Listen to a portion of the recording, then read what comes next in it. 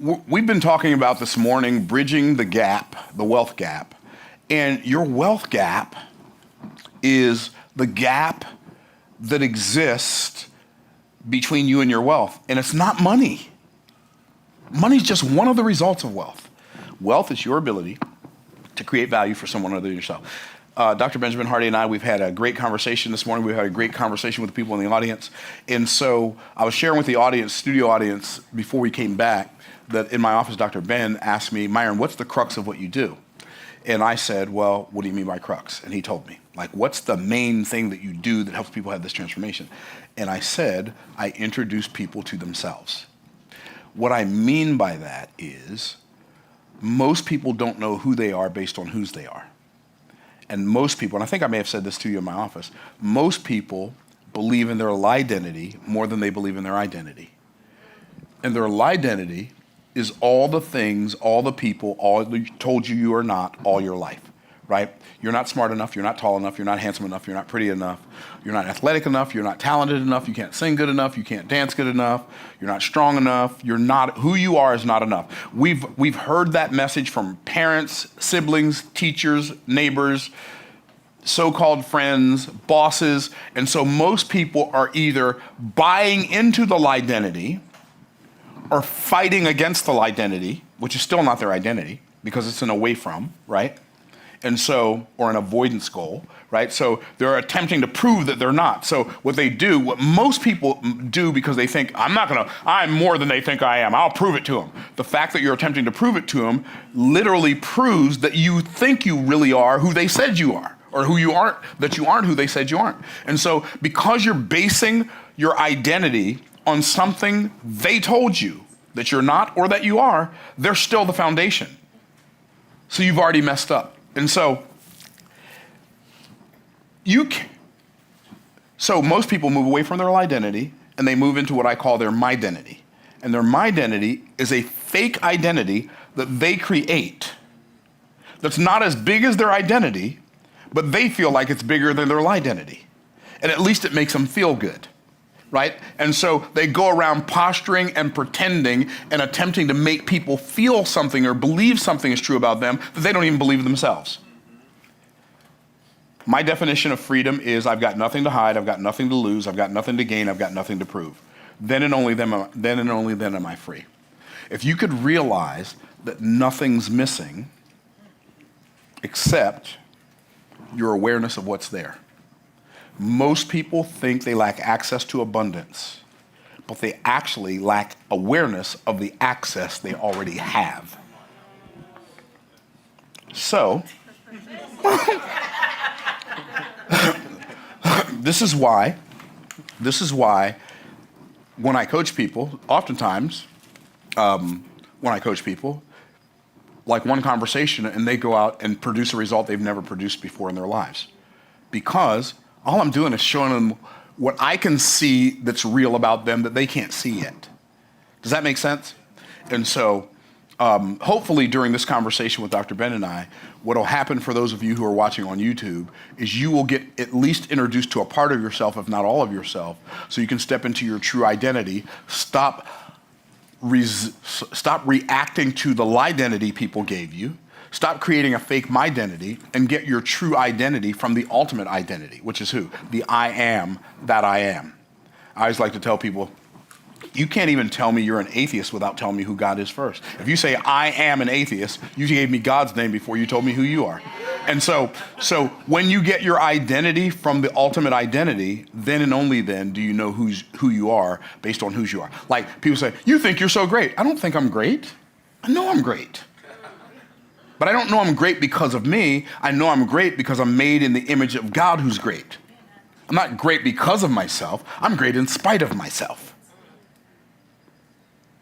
But so are you. And see, when somebody recognizes the greatness in you, you know what you do? You resist it. You say, no, stop. Oh, no, cut it out. And if somebody can't give you a compliment, how could you possibly expect them to give you compensation? You can't even receive a compliment. You know what? One of the biggest problems with God-fearing, church-going, Bible-believing people is oftentimes we're great givers, but we're horrible receivers. And if you spend your whole life being a great giver and a horrible receiver, eventually you're going to run out of stuff to give. So I'm done. No, you're not. I think it would be, not to go into specific details, but when we were talking in the break about sometimes a pathway can get you where you want to go, but it's the wrong path. 100%. Give some thoughts on that. I do. That was a strong one. I do. I have a lot of thoughts on that. Like a lot of times what people will do, they will accept acceptable because they think good enough is good enough, and then they will miss excellence because they accepted acceptable. Just because a path can get you to where you'd like to go doesn't mean it's a path you could take, that you should take. There are some paths, there's so many, I have more opportunities brought to me than you can imagine. And they're not all bad. Some of them are really, really good. They're just not my path. And I don't say no because it's not a good opportunity. I say it's no because it's not a good opportunity for me. Some opportunities that are good opportunities aren't even worth me looking at. Why? Because looking at them is a distraction. And it does not get me closer to my desired outcome. Not even close. So you're going to be brought, like once you remember I said disruption always follows intention? Once you decide on what that goal for your future is, and you start designing your present based on that future, you're going to be brought opportunities to tempt you to take a lesser path, a path to a lesser goal. Your ability to say no to a good opportunity so that you have room to say yes to a great opportunity is going to determine the trajectory of your path. What do you think, Doc? I feel like you're looking at me like I was looking at you earlier. I gotta go. No, what happened? So,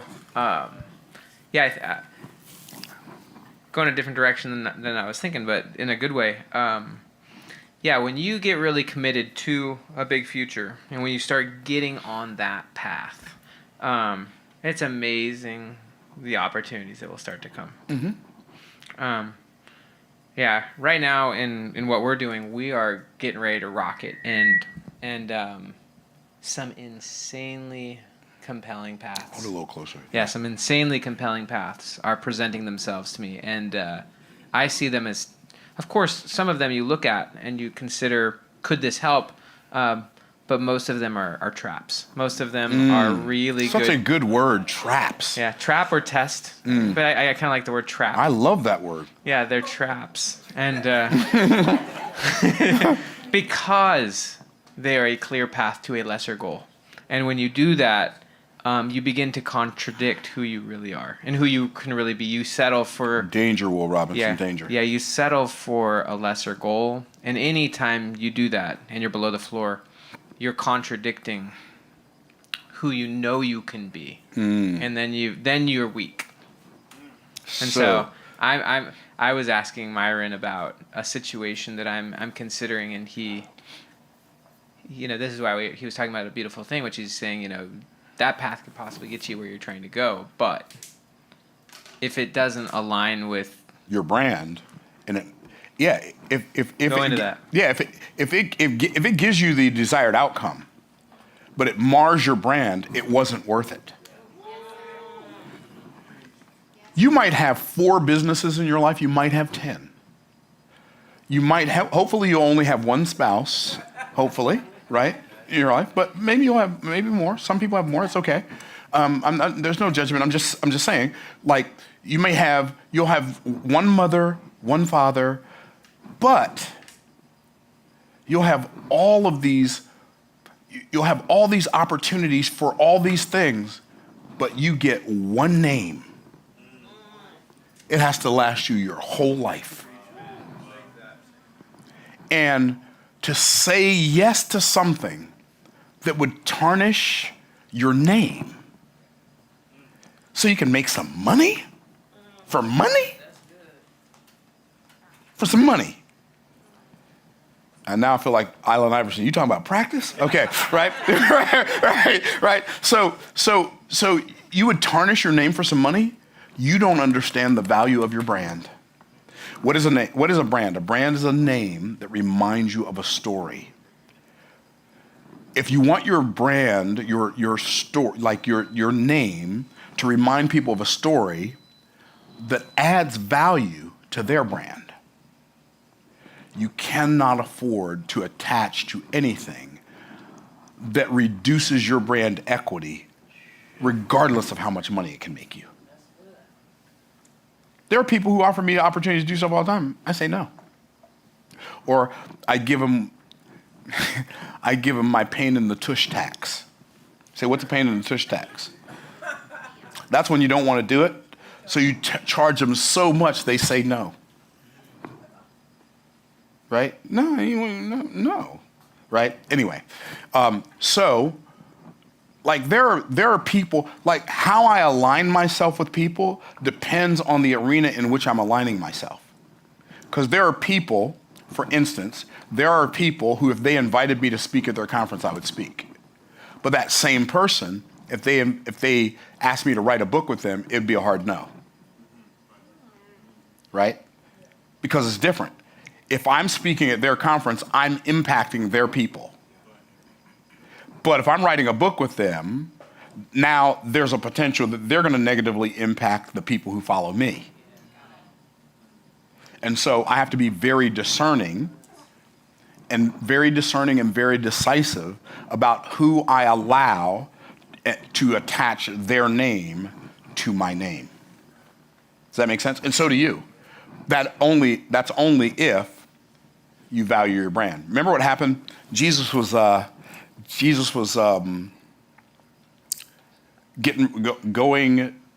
I don't remember where he was going, but he came across this man who was feeding swine, and they were filled with the swine. The swine were filled with demons, and they said, "We know who you are.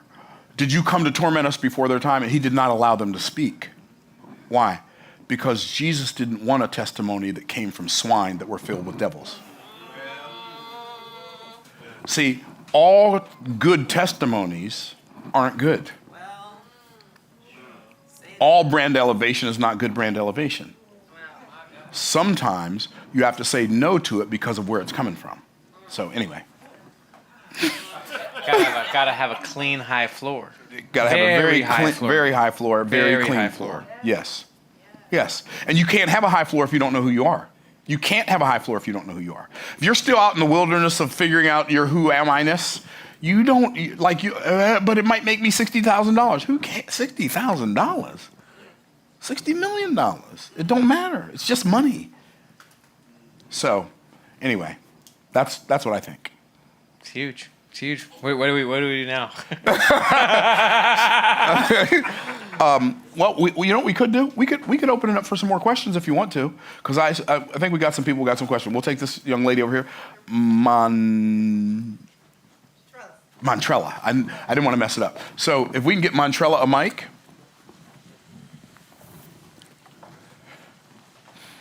It's coming to you, sister. It's coming to you.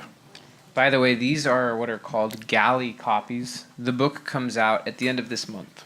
Wow. Thank you so much. Absolutely. So let me ask you this while we're talking about the book before Montrella asks her question. Do you have a digital audio version that you can give to the people watching on YouTube? Yes. Can you do that really quickly? Yeah, so it's scaling.com/audiobook. Scaling.com/audiobook. Free audiobook. Free audiobook. Our publisher gave us the ability to give it away for free, so we want to give away 1 million copies of the audiobook. That's one of our goals. Thank you. Cool. So hopefully we'll help give away at least a few thousand. Scaling.com, SCALING.com/audiobook, AUDIOBOOK. AUDIOBOOK. I was impressed. That's good. Scaling.com/audiobook. So thank you. Yeah, go get the book. Go get the go audiobook for free. And we'll put it in the description later. We didn't do it now, but we'll put it in the description later too as well. So appreciate you. So Thank you for that. Enjoy the book. It was I finished it in 2 days. It was so good. Wow. So good. It's a banger. I think it is. How would you describe its difference from 10x?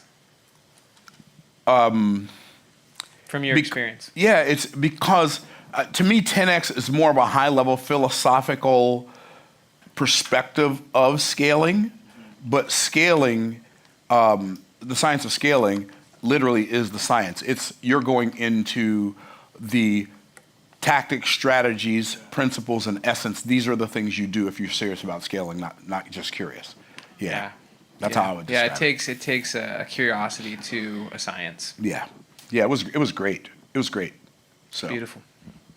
Montrella, you have a question for Dr. Ben? Yes, and first of all, I want to thank both of you gentlemen. You have definitely bent my brain this morning.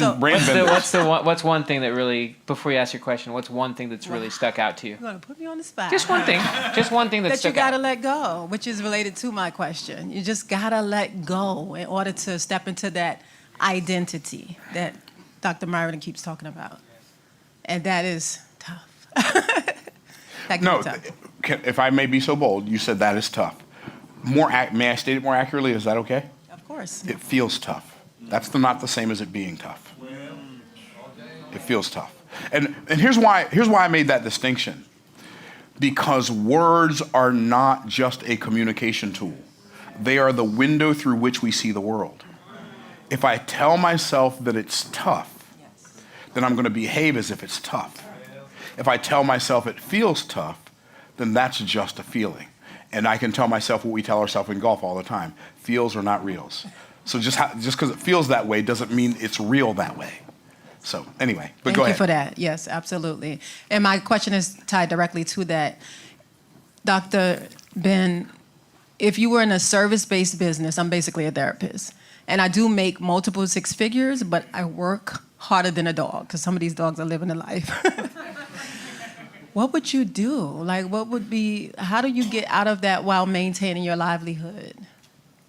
Yeah, that's the tricky part for people, is that you're going to have to let it go, and you're going to have to give up a good chunk of certainty for a season of uncertainty while you systemize the new path to scale. And that season of uncertainty, its length depends on how fast you raise your floor.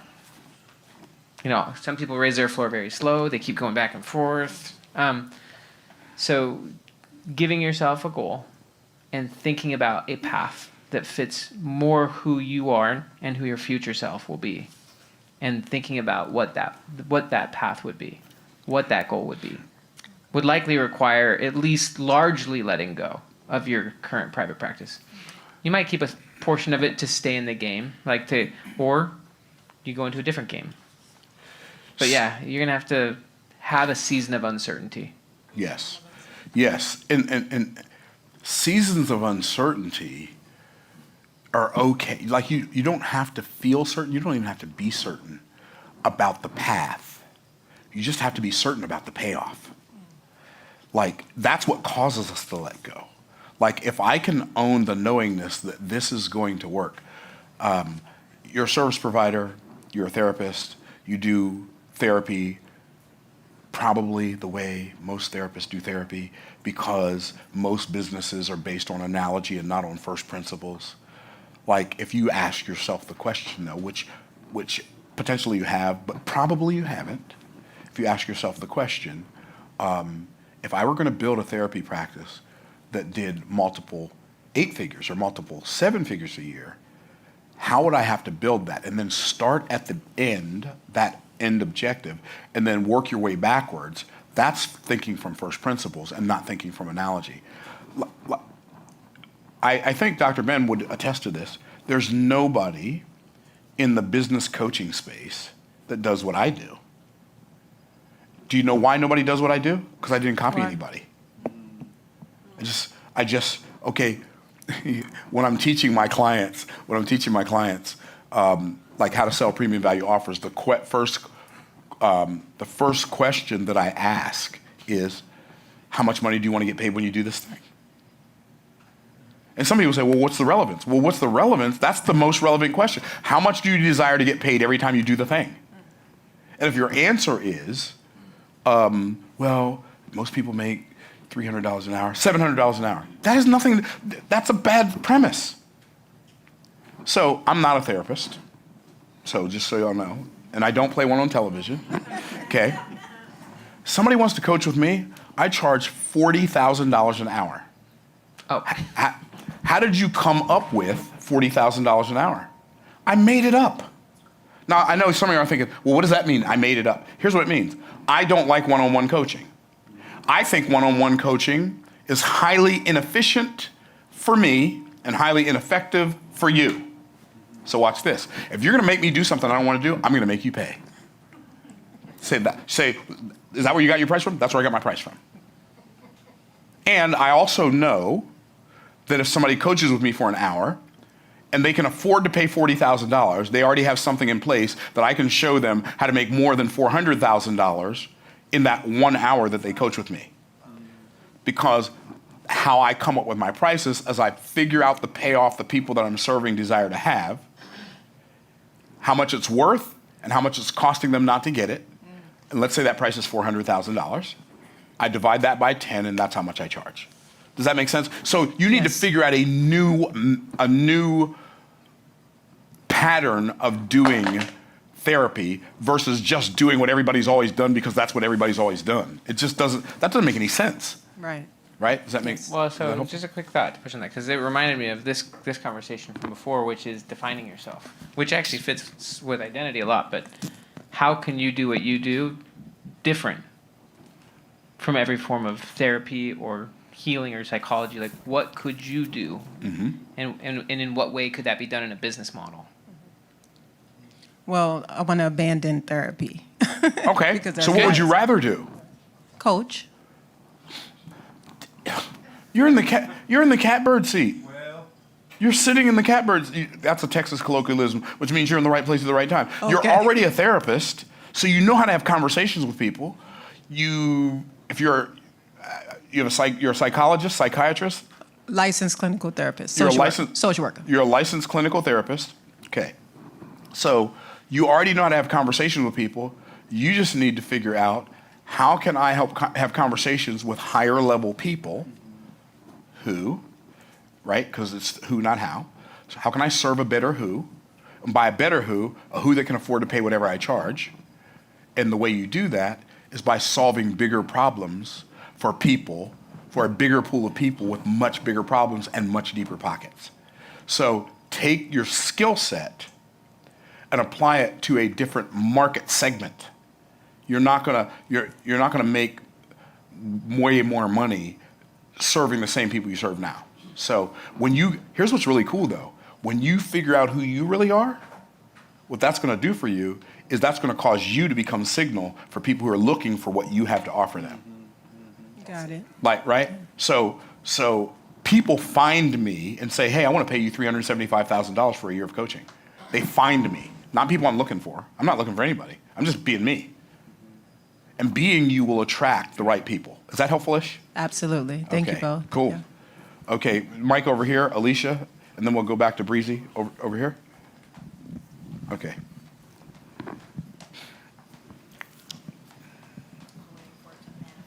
Clearly. Okay. Thank you. My question is, let's say you've gained clarity on how to raise your floor. And this could very much be a limiting belief, and we'll speak to that.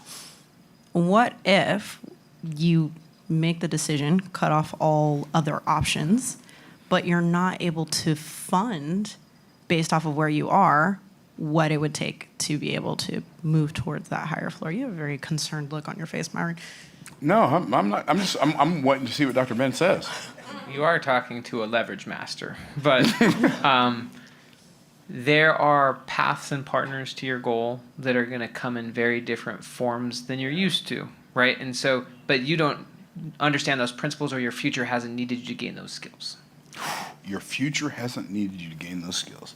Right. Okay. So Myron knows how to. If Myron needed funding, he could figure out how to do it. Even if he had 100 times bigger future than anything he's ever done, there might be games he hasn't played yet for what he'll call leverage, but he would go figure those out.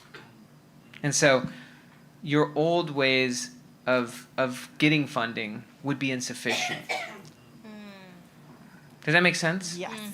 But so pathways thinking is very creative, and partnerships. There's different ways of getting funding. Obviously, you're wanting to turn your business into funding, but in the short run, there's different ways of getting funding. Yes. That sounds And one of those ways is just find somebody with a big problem and then sell them something for a big price. That sounds like an oversimplification. I know it does. I'll give you all an example. So I'm in this mastermind, and I go to Boise, Idaho every now and then, and I'm in Boise, Idaho, like with all these other entrepreneurs, and we're there for a couple of days. So I'm there one time, minding my own business, as I usually do.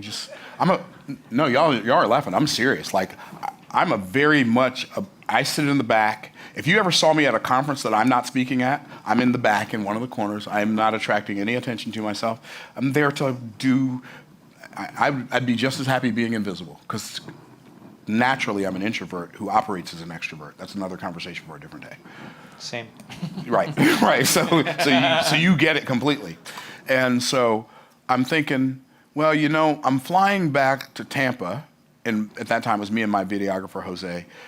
Like, we were coming back to Tampa, and we're on this big old Global Express jet. It'll hold 16 people, right? It's huge. And so I made an offer to some people there. I said, hey, you going back to Florida? Well, one guy comes to me and says, hey, if you got any room on the jet, I'd love to have a seat. I said, cool. I got some room on the jet. And here's what I'm going to do for you. So I turned me going back to Tampa into an offer, because I was going to go back to Tampa anyway. I call that an anyway offer. Okay, so I'm going to go back to Tampa anyway. So I made this offer to this guy. I said, tell you what, you pay me $25,000, I'll let you fly back with me on the jet, and I'll teach you how I get paid to fly private while you're paying to fly commercial. He's like, well, first he came to me before he even asked me that. He's like, yeah, man, I can't believe these people. They want me to fly all the way to Seattle, Washington, then to fly back to Orlando. That's insane. I mean, fly back to Tampa. That's insane. I said, well, yeah, it is insane. Or you could just pay me $25,000 and come with me, and I'll teach you how I do this. He's like, let me think about it. Okay, wires me the money. Then, so for those of you who don't understand sales, let me teach you something really cool about sales. The best time to make a sale is right after you've made a sale. And so I said, well, I already made, I'm already getting, I was going to fly back to Tampa whether this guy paid me $25,000 or not. I might as well make this offer to a couple other people. So I made the offer to a couple other people, and a couple other people took me up on it. So I raised, if you want to call it raising capital, I raised $75,000 while I was going back home, to the home I was going to go back to anyway. And so most of you have not trained your brain to see opportunities to make offers. Did you hear what I just said? Most of you have not trained your brain to see opportunities to make offers. Therefore, you think you lack money, or you think you lack funding, but what you really lack is awareness. You're not aware of the problem. You're not aware of the people with the problem. You're not aware of the fact that people with that kind of problem are happy to spend a large amount of money to solve it. So you're not lacking access to abundance, you're lacking awareness of the access you have. The difference between me and you, my skill set may be sharper because I've been doing it longer than many of you in this room. I won't say all of you, but many of you in this room. My skill set may be like sharper than yours. But one of the reasons it's sharper is because I see the opportunities to make offers. Somebody once said, if all you have is a hammer, everything looks like a nail. Is it okay if I massage that a little bit? If all you have is an offer, everything looks like an opportunity. even obstacles look like opportunities. One thing, and your question's insanely important, and it's really where everyone gets stuck, is that you have a job or a business and you want to shift over, but you don't know how to financially bridge that gap. What would you say? I mean, you largely just said it in terms of making an offer, but what would you say to that, Myron, if someone's in a situation, in a business, or in a situation that is essentially funding them, and they know it's below the floor? What moves would you make as they're making that transition to get above the floor to the new model? Well, first I'd recognize, and this is going to sound somewhat contradictory, but sometimes truth is paradoxical, is recognize that you don't have to do something to fix it. And what I mean by that is, you don't have to. Here's what I would do. I would make a decision. And I know that sounds so cliche, but here's one of the things that I discovered. And I discovered this long before I was rich. So don't blame this on the fact that Myron has a lot of money, because this Myron discovered when Myron didn't have a lot of money. Okay. And that is, when I make up my mind to do something,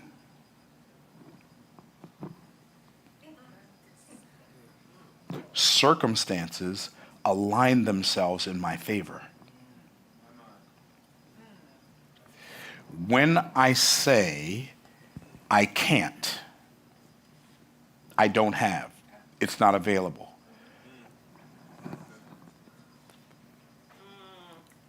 I can't do it. When I say I can't, it feels impossible. But if I take I can't and take that dead-end statement and turn it into an open-ended question, like, how can I? If I turn I can't into how can I, my mind will go to work on that, and it will keep searching until it finds an answer. See, anybody who's worked with me, and there are a couple of you in here who've worked with me some, anybody who's worked with me, you know that I teach way more mindset. I teach a lot of skill set. I teach almost no tool set. Like, somebody else teach you how to use the tools. I don't know how to run ads.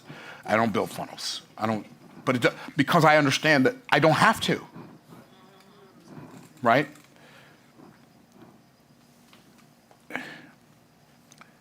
I teach mostly mindset. Why? Because if you teach people what to do and what tools to use to do it, and you don't teach them how to become the person who will do it, it doesn't matter that they know how. They're not going to do it. There are a lot of people who know how and still don't do. But, don't miss this part. When you teach somebody how to become the person who can do it, even if you don't teach them how, they will figure it out. That's what he means when he says you use the future to determine what to eliminate in the present. You think you have to know how, if you think that going from where you are to where you'd like to be is going to make sense along the way, you are delusional. It'll never make sense looking through the windshield of experience. It will only make sense looking through the rearview mirror of experience. And if you're trying to make it make sense while you're driving down the road, good luck. It's literally like, I used to live in Pennsylvania, Dr. Ben. If I said, I'm going to Pennsylvania, ask me when I'm leaving. When are you leaving? I'm leaving Tampa when I can see the Pennsylvania state line. When do I get to Pennsylvania? Never. Why? Because I've decided that I'm not going to do anything until I can see everything. But the reality is, I don't get to see anything until I do something. Here's what's really interesting. Between Tampa and Pennsylvania, most of that space between Tampa and Harrisburg, Pennsylvania, I can see neither the Florida state line or the Pennsylvania state line. It's my addiction to a sense of certainty based on familiarity that robs me of the opportunity to move forward. What do you take from all that?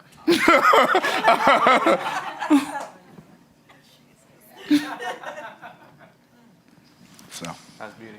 thank you. You just have to go. Yeah. He said something powerful in the last session. And you about have to go how before you know. often you won't be able to find that path until you raise your floor, which takes commitment and courage. And it People takes want commitment and confidence. courage. They don't want commitment and courage. Yes, and commitment and courage have to come before you have certainty. They have to come while you're uncertain. Peter had to get out of the boat while the storm was still raging. So, anyway. Another question? This gentleman back here with the epic beard. Indeed, indeed. You got to turn the mic on. Just push a button. You just push it and hold it. There we go. All right. There you go. Okay, cool. We're good now. You guys have been doing a phenomenal job. Thank you. Thank you for all the information. I feel like we've been dancing around something for a little while. We'd love to hear, you, Dr. Ben, speak a little bit more about it. This is in 10X. Just the principle and difference between needing and wanting. I'd love to hear more What do you about. mean we've been dancing around it? Well, I mean, we're talking about things that are kind of still like in root. I feel like needing and wanting is kind of somewhat of the root, right? God is, I feel like, the deeper root, but we're talking about worldly matters. So I mean by that is just the principles, what you learned through doing that book with Dan in terms of, I guess maybe what he was referring to in the understanding of needing to do something and wanting to do it. I'd love to hear what you learned from, I guess, writing that book and talking about that principle, because I feel like it's going to connect a lot of dots of things we talked about today. Sure. Yeah, that's a very interesting topic. I feel like what Dan meant in that subject is if you think you need to do something, and it's been a minute, honestly, since I've even thought fully about that. Wanting to do something is obviously a very different energy than needing to do something. If you feel like you need to do something, it's probably going to be, in my mind, it's probably going to be a lesser goal. You're doing it because you think you need it. And so it's going to lead you to doing a lot of things that are the wrong things. So, While you're thinking about that, can I share something? Please, share more. So one of the things that I noticed in my entrepreneurial journey that really shifted for me when I stopped selling to people who needed the transformation and started selling to the people who wanted it. Like prosperity opened like the Red Sea for the children of Israel. Here's one of the difference. People who want something are internally motivated by the thing they desire. People who need something, sometimes the thing that they want the most is to keep needing it so that they can get the attention that comes from being a needer. And so I love the fact that you said, we were talking about worldly things, but we have to understand that there is what's it called? A mirror display relationship between like the spirit realm and the physical realm, right? And if you never, if we don't forget that heaven gives earth meaning, because earth without heaven is meaningless, right?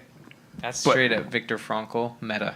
Right. Well, but it goes to another level because earth gives heaven expression. Because heaven without earth is expressionless. And even if it is expressed, who would know?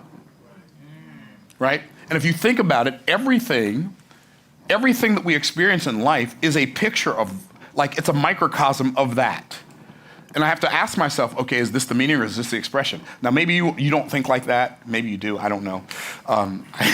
Clearly, I probably do. So my mind is a microcosm of heaven and my experience of life. But my body is a microcosm of earth. Earth exists to serve a heavenly purpose. My body exists to serve my mind. When I get them out of order, And my fleshly appetites are so strong that I'm now using my mind to find ways to satisfy the desires of the flesh. Now I've got the master serving the servant. And so I think that's one of the reasons why it's so important to focus more on what you desire. I like the word desire better than want, and I'll tell you why, because I'm like, words matter.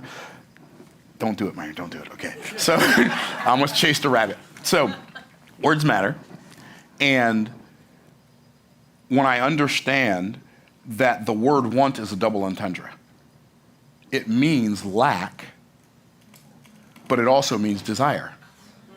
My subconscious mind doesn't know which one it means when I use the word want. In fact, when I was a little kid, I learned the 23rd Psalm. The Lord is my shepherd, I shall not want. And I thought, when I was a little kid, well, if he's my shepherd, why don't I want him? Because I only knew that want meant desire when I was a child. But as an adult, I know now that want also means lack. The Lord is my shepherd, I shall not lack. Right? Now, the word want means lack or desire. But the word desire only means desire. Well, what does desire mean? De comes from the Latin root of or from. Zyre is from the Latin root sire, which means father. So the word desire means of the father or from the father. So I like the word desire more than I like the word want because it's clearer. In the words of Warren Wiersbe, he said, nothing becomes dynamic until it becomes clear. The reason most people's lives lack a dynamic aspect is because their thinking lacks clarity and their communication lacks clarity. So I think that all of our desires that we have, whether they be worldly or otherwise, are desires that God gave us. God, like, how do I know that God gave me a desire to enjoy my life? Because that's what the book of Ecclesiastes tells me. For a man to eat and to drink and enjoy the fruit of his labor, this is the gift of God. So God's the one that gave me that desire. And as long as I satisfy it rightly, there's nothing wrong with that desire. We make the mistake of buying into the lie that there's something wrong with having a desire just because it's not some heavenly spiritual purpose. God is the one that gave us the desire. He's the one that, my desire for living a nice life, taking nice vacations, driving a nice car, living in a nice house, wearing nice clothes and eating nice food, that is all a God-given desire. And he gave me the desire so that I would focus on that desire to the point where I realize I have to do more valuable things for other people in order for me to deserve what I desire. Right? But he also set it up in such a way that I'm pretty much already doing everything, 100% of everything I can do, who I am right now. The thing God cares about the most is me becoming more. So when I attempt to do more and can't, I stub my toe on my inability, I bump my head on my insufficiency, I finally yield to the thing that God cares about the most, and I say, okay, I'm going to become more. And when I become more, then I can do more. And then when I do more, I automatically deserve to have more. The desire to have and the desire to become in a close relationship with God are not in conflict with each other necessarily. We make them in conflict with each other, but they are very much in concert with each other if we apply them the way that God designed. So, was that helpful-ish? That was amazing. Thank you. My pleasure. Yes, ma'am. The lady right over here, right next to you. Tell me your name again, sister. You're the nurse that wrote the book. What they don't tell you in nursing school. Yes. Yes. But what's your name again? Jessica. Jessica. Yes, talk to me, Jessica. Jessica is my name. So here's my question. When you think about an impossible goal in isolation, like, it's this one thing, you're focusing on it, you're taking those steps, you're eliminating the things. Where I end up getting confused and bumping my head is I'm also a wife and I have an impossible wife goal. And I'm also a mother and I have an impossible mother goal. And I also have this book and I have this impossible book goal. And then all of a sudden, my one simple little head with two little dots is like one head with like 5 dots on each thing. So, and definitely optimizing too many things. This is one thing that, so am I a health expert? I don't know, are I'm you? not. No. I'm a business psychologist teaching you scaling principles. Mm-hmm. Sometimes people take principles in one domain, and yes, they can often apply in other domains, but I'm very strictly teaching you how to scale a business. Of course, those principles apply in other matters, but don't try to over-apply them to every area of your life.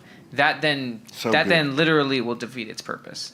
So one of the things that I would invite you to do is think about one goal that simplifies all the rest. Boom. Amazing. No, just let me give an example. That's so good. So I was in a PhD program and brand new 3 foster kids, and I wanted to become a professional author. Firstly, I actually just wanted to write books. PhD student, no website, no platform, period. But we had just gotten these 3 foster kids. I'm doing PhD classes, and I want to be an author, but I thought, what's a singular goal that would solve everything I'm trying to do? Because I don't want to be in the PhD process where I'm like a research assistant and making zero money. I do want to provide well for my family. I want to be a great husband, a great father. And so I thought, and back then it was like, I want to get a 6-figure book deal, because at that point I could then provide for my family, I could be an awesome husband, and I could be doing what I want to do, which is writing books. And so that one goal solved largely the core areas of everything I was trying to do. But that one goal was also an impossible goal from where I sat, because I did have no website, and I found out that getting a 6-figure book deal was like the 1% of 1% of book deals. And so because that goal was so high, a lot of the acceptable paths to simply being an author were no longer acceptable. Because I want to get a 6-figure book contract within 3 years, only 1 or 2 pathways could get me there in that fast of time. At that time, Medium.com was a great blogging platform. I became a very big blogger on there, learned skills, was able to become a professional author. Within literally 18 months of that, I got a $220,000 book deal. And so, but that one goal simplified my focus. So what you were doing was you were making it hard to focus. Correct. So just use it as a tool. What's one goal that can make it So good. easier? Thank you. Yeah. That was, Don't have an impossible goal for literally 12 areas of your life. Like, Right. have one that Okay. simplifies what you're doing. so Thank good. you so much. So good. So good. Right in front of you, Eurydice. Then we're going to come with, yes, Okay. ma'am. Then we'll come to you. Thank you so much, both of you. Today has been incredible. For someone who has been service focused, I really want to make the shift to being like Myron. And I know you're going to say, then just do it and hit me. What? But don't hit me. No, I wouldn't hit you. I would say don't be like Myron. Be like you. I get that, but because I'm focusing on Right. the way I say the words. Listening to you all today has been very significant, because I've been very focused on service, but I also need the wealth portion to take care of my family. When you have worked as a business psychologist, how have you helped people to make that shift and to have a different perspective? Thank you. Specifically, different perspective on what? You said you've been in the services. What are you trying to make a shift to?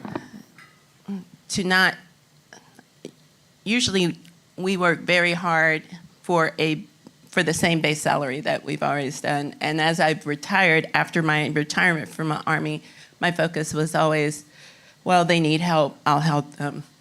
And I think you said earlier today, if you don't charge them for the fee that they're providing, why would they value it?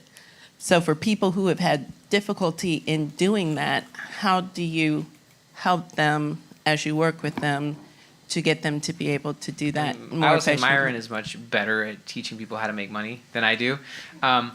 But when you have a much different and a bigger future, naturally it's going to take you on a different path than what you were doing in the past. For me, I wasn't planning on becoming an entrepreneur. That became honestly maybe the only viable path for the scale of things I wanted to accomplish. And so the goal determines the path, the goal determines the vehicle. And your old models, your old assumptions, the old pathways just don't work. And so let the size of your future, let the future that you have provide you with options, and then go find those options. There's a lot of different options. I'm not saying you want to do this, but you could go create a fund. You could create this, you could do that. There's a lot of different vehicles to get there. To Myron's point, which one can you do the best? What's the game you want to play? For me, just as an example, Myron has a phenomenal YouTube channel, and that YouTube channel is going to be an insane vehicle for what he wants to accomplish. I let go of my YouTube channel because it's not who I want to be. It's not the game I want to play, even if it's an amazing tool. It's not the game I want to play.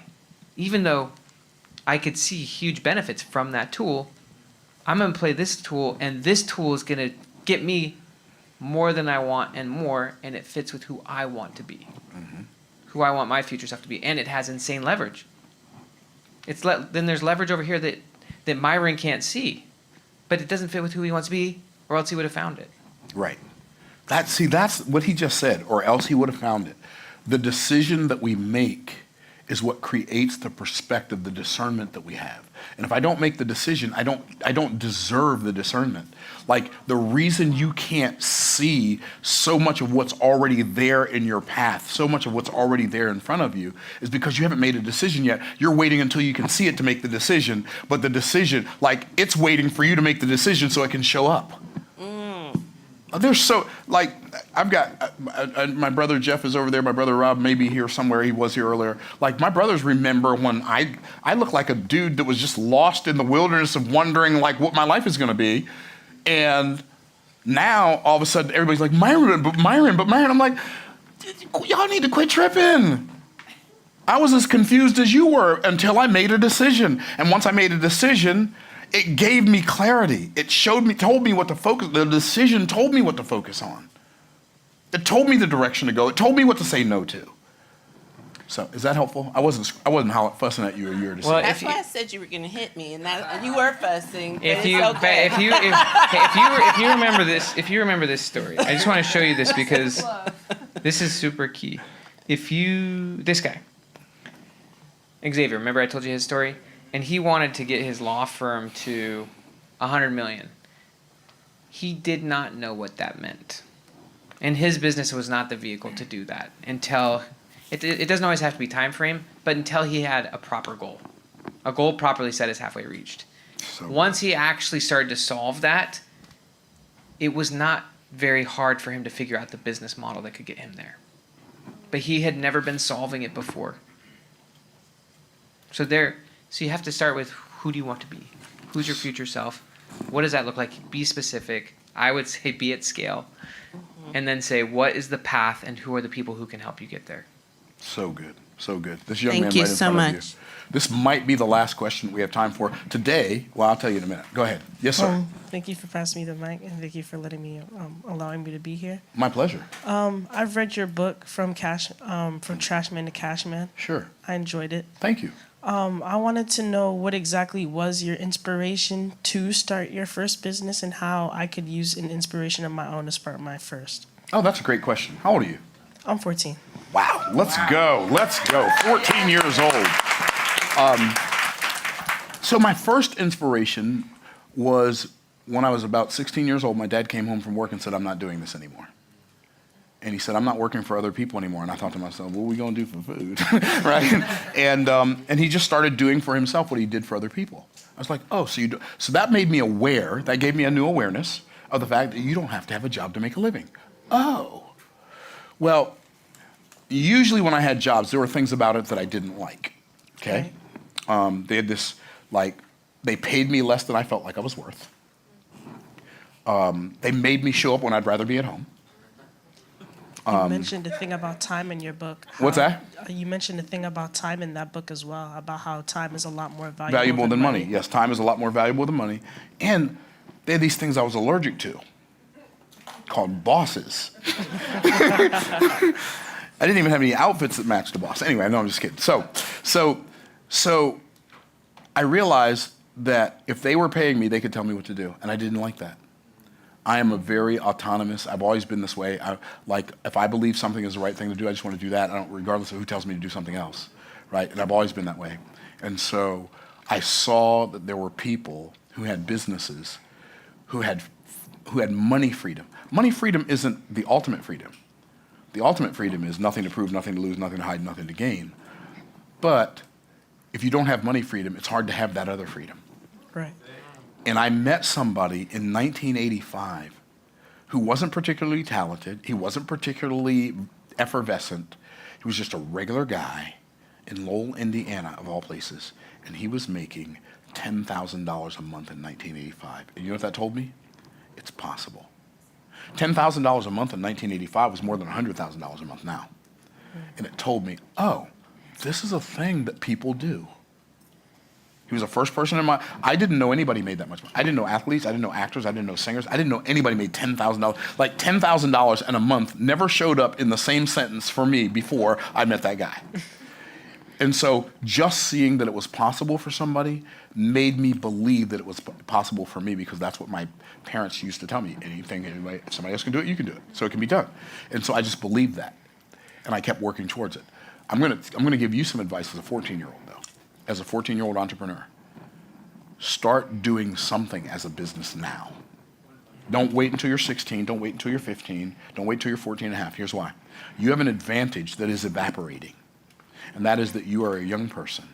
And older people love to encourage young people who are doing something positive. So if you have got some kind of business idea, start selling it now. And ask lots of grown people to buy it from you. Don't be shocked when they do. Yes, sir. All right. All right, good stuff. Okay, Candy had a question. Candy, can you do it in 30 seconds? Okay. This is amazing. I already fired 3 people on my team, so. Now they're going to come looking for us. They were below the floor. They were below the floor. Yes, I'm super excited about this. So my question By the way, is, that is one of the things that holds entrepreneurs back, is that they're not willing to do that. Yeah. That's one of the primary things that stops people from scaling, is the pain of doing that. yep, I just did it Good. like an hour ago, so that was awesome. My question is about avoiding and approaching. So you have like the difference, like when you avoid something, it's like a listed goal, and the other one is approaching. So I get myself in between both of them. So how you can actually stop avoiding so you can just focus on approaching? So big. It's so big. When you're in avoidance mode, you're not. First off, you have a future you don't want, and you're spending a lot of time with a future you don't want. And so I think that almost goes back to wanting versus needing a little bit. But when you're on full approach mode, it goes back to growth mindset versus fixed mindset. You're willing to expose yourself. You're willing to admit when you don't have things right. You're willing to actually let things go. Like, things just move so much faster when you have a singular goal and you're just boom. You don't need to avoid disappointing people, which you didn't. You just did. A lot of people are in an avoidance mode for a long time on raising the floor, right? So just raise the floor. So just know what you want, use your future as the tool, and as you just let that happen, you are on approach mode. That's how you do it. And so whenever you have stuff you're trying to avoid, just know that you're below the floor. When you're trying to avoid things, you're below the floor. Let those things go. Let the future shape your path. I love that. I love that, how you identify avoiding being below the floor. Now When I you're in know. avoidance mode, you're below the floor. You're trying to avoid something from happening. So good. So a couple things, y'all. One, public service announcement. If you on YouTube see a thing that says inspired by Myron Golden, blah, blah, blah, and it's got some raspy Myron Golden almost sounding voice, and it's got an image but no moving picture, that is not me. That is an AI cloned voice of me using my name to probably con you out of money. So, don't even watch those people. If you see them, report them. We've reported a bunch of them and had them taken down. But my fear is, for the people who watch YouTube, is that they're not going to be able to know the difference between who's real and who's not. If you don't see me and I'm moving and talking, I don't put audio with a moving background on YouTube. It's not me. And I don't want you to start listening to some of these things because they sound good and they're saying stuff that I would never say, but it sounds similar to something I might say. It's not me. Don't send those people any money. Don't buy any crypto scams from them. That's not me. Okay, that's public service announcement. Tomorrow on our Bible study channel at 10 a.m. we will be live. 9 a.m. we will be in the building tomorrow morning. For those of you who are here, 9 a.m. for Bible study. And I'm going to do something that's like a follow-up of today, tomorrow, for Bible study. That's all I'm going to say. Like I've been thinking about it for a couple of days, even before we had this conversation, and it's so in line with what we talked about today. So for those of you who want to join us on our Bible study with Myron Golden channel, we'll see you tomorrow morning at 10 a.m. Thank you all for being here. Dr. Ben Hardy came to hang out with us today, and today is his wife's birthday. So, We're gonna, yeah, it's gonna be awesome. yeah. Fun So, night. so. I think she went to a theme park with our Yeah. little kids. So yeah, she's having a great day, but he's gonna go. Like, I know y'all want to catch up with him, but please don't hold him hostage. Like, he's served us so well today on such a high level. It has been remarkable, and so hopefully, by the grace of God, I look forward to seeing y'all tomorrow morning at 9 a.m. All right, doors will open at 8:45 tomorrow. All right, see y'all. It's been great hanging out with y'all on YouTube. Bye for now.